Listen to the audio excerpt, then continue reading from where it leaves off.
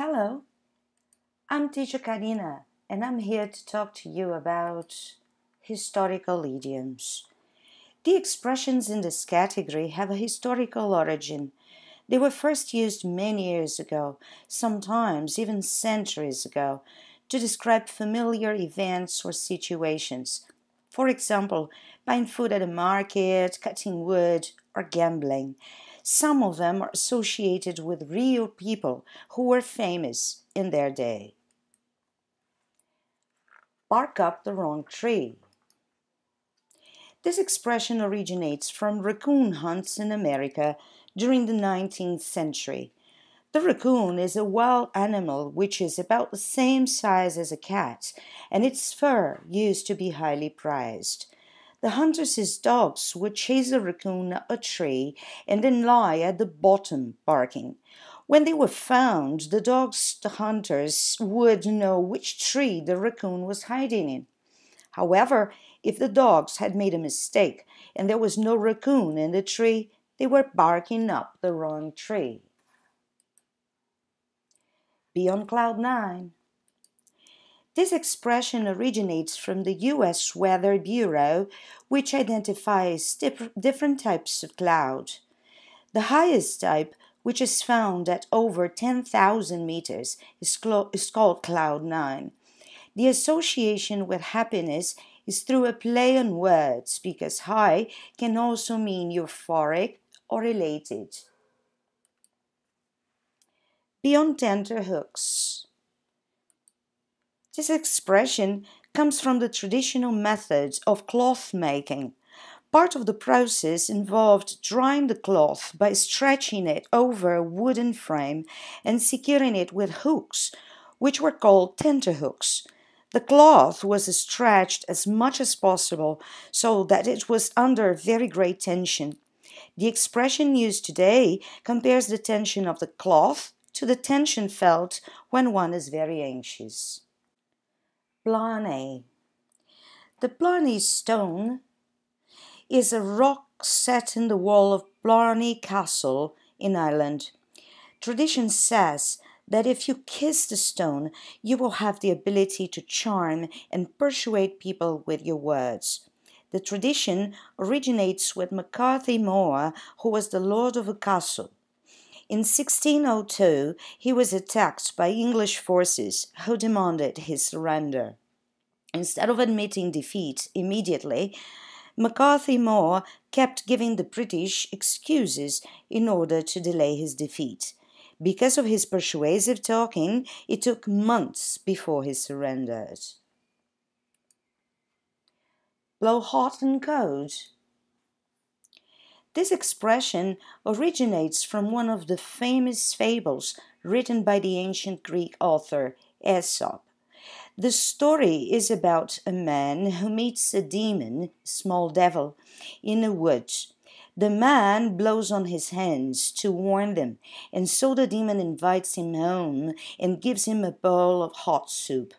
When the man starts blowing on his soup to cool it, the demon is terrified and throws him out of the house.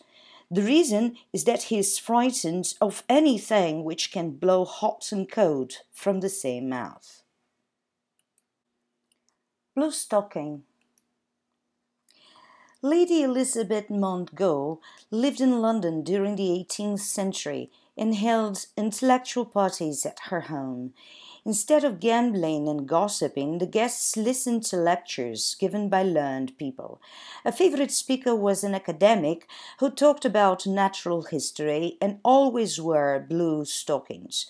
As intellectual parties became popular, blue-stocking clubs started all over London, and their members wore blue stockings in admiration of the academic.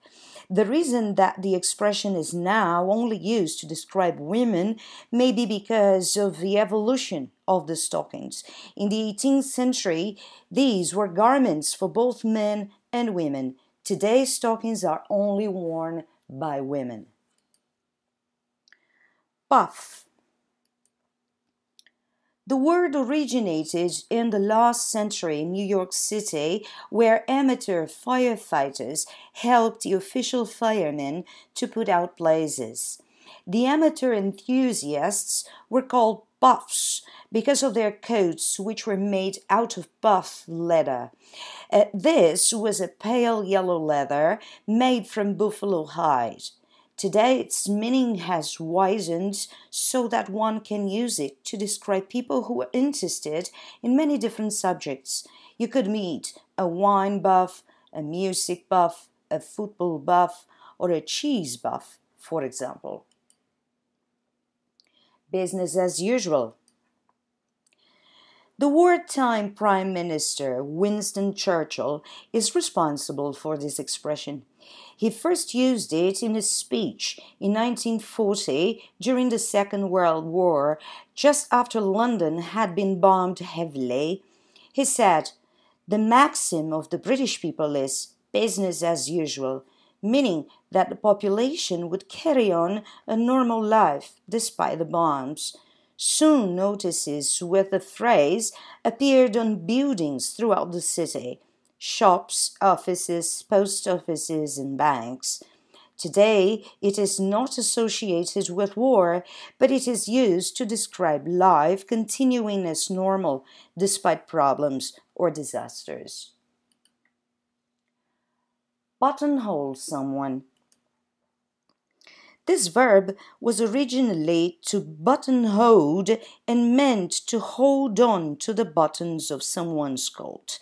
The idea was to sell goods to a reluctant customer by stopping him from walking away. Over the years, the verb has become buttonhole, and its meaning has grown to including talking to someone on any subject to which the listener does not want to hear. Catch someone on the hop. The hop is a flower which is used in the brewing of beer and is traditionally grown in the county of Kent in southeast England. Just after the Second World War, hop picking was a popular holiday for working class Londoners, as it was often the only chance they had to enjoy the countryside. It was a cheap family holiday which lasted the whole summer. Unfortunately, most men worked in jobs which gave only a few days' holiday a year, and so they had to invent an excuse in order to go hop picking. Sometimes the employer discovered the truth and caught a man on the hop, or in other words, caught him picking hops. It is very common to use this expression in the passive. For example, make sure everything is ready well in advance, otherwise you will be caught on the hop. Cliffhanger. The American actress Pearl White starred in a TV series called The Perils of Pauline. Each episode would end with Pauline in a dangerous situation, so that the audience would want to catch the next one to see what happened. In one episode, Pauline was hanging on the edge of a cliff, and this inspired the expression. Cliffhangers and cliffhanger endings are still used in TV drama series today. The expression can also describe situations in real life which are dramatic and uncertain. Eat humble pie. In the Middle Ages, umbles were the unpleasant but edible parts of a deer which were cooked in a pie. The best deer meat was eaten by the rich, whereas the humble pie was eaten by their servants, who were of a lower social class. Over time, the word humble became confused with the word humble, which means meek or submissive, to give the current expression. It is often used in the following forms: have to eat humble pie and make someone eat humble pie. Give someone short shrift. In the Middle Ages, A prisoner who had been condemned to death was allowed a short time to confess to a priest before the execution.